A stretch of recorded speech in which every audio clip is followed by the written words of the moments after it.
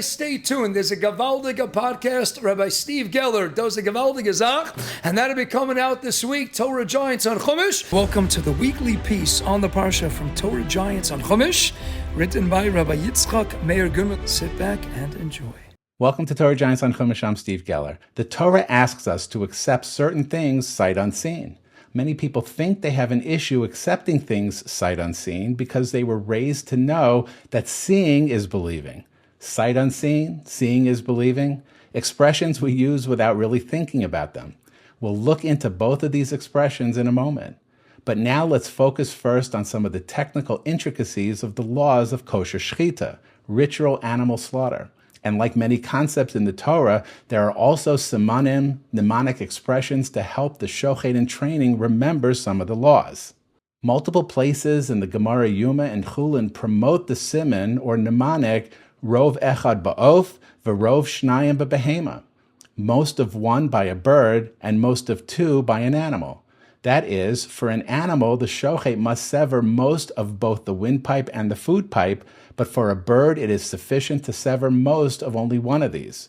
This mnemonic helps us remember the intricate halachas of shechita, laws which are all part of Torah Shebaal Peh, the oral law taught in Gemaras, in the Rishonim, the Shulchan Aruch. As we know, detailed laws contained in Torah Shebaal Peh are typically not mentioned in our Holy Torah. So how do we know we need such laws? Well, let's take a look at our Parsha.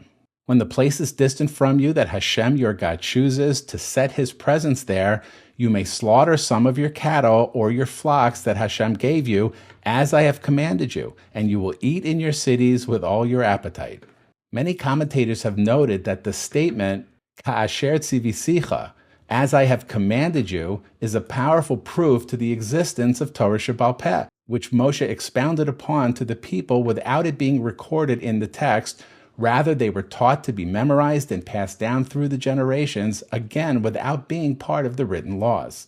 This phrase, Ka'asher tzivisicha, is therefore striking. A major point of our oral law, the vital laws of shechita, is hinted at in these two words. It's actually amazing.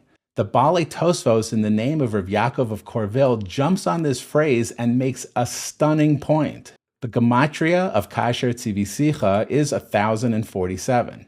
This phrase, which hints at the unseen Torah Shebaal Peh and refers here specifically to the laws of shechita, which has a gematria of 1,047, is the exact same numerical value of Rov echad ba'of v'rov shnayim b'behema, a fundamental law of kosher shechita.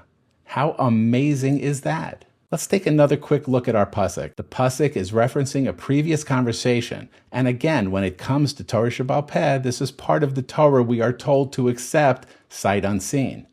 We take it to mean without proof. But sight unseen doesn't just mean without proof. Literally, sight unseen means there is something to see, there is a sight, but it remains unseen. Isn't that a beautiful way to understand these amazing tools like gematrias, Roshei and Sofei Tevos, codes? These are all methods of seeing the sights and concepts like Torah Shebaal Peh that are otherwise unseen, requiring pure faith. We're much more comfortable with the concept of seeing is believing. But my Rosh Yeshiva, Rav Meir Belsky Zatzal, pointed out that seeing is not believing. You don't have to believe in that which you can see. It's that which you don't see that requires faith. Well, we get that, right? There's a famous Mark Twain expression that warns us on even the things we're absolutely certain of. It ain't what you don't know that gets you into trouble. It's what you know for sure that just ain't so. But what could we be more certain of than that which we can see with our own two eyes? For example, you don't have to take my word for it when I tell you that A is the dark square and B is the light square. You can clearly see that with your own two eyes. But what if I told you that the A square and the B square were actually the same exact color? Just trust me, sight unseen. But would you trust me? Probably not, because you can see that they're different colors. A is the dark square and B is the light square. But what if I copy the B square and move it next to the A square to show you that they're the same color? You'll say I changed the color. But what if I paste a second copy to show you that the A and B squares connect with the exact same color? So what have we learned here? Maybe seeing isn't believing. And maybe if we keep learning, as Rabbi Goodman just did for us, we will be given the sight to the things that were previously unseen. And this is the perfect reason that you should like this video, subscribe to our YouTube channel, and hit the share button to simply paste the link to this video into emails, texts, Facebook, WhatsApp groups, or your social media of choice.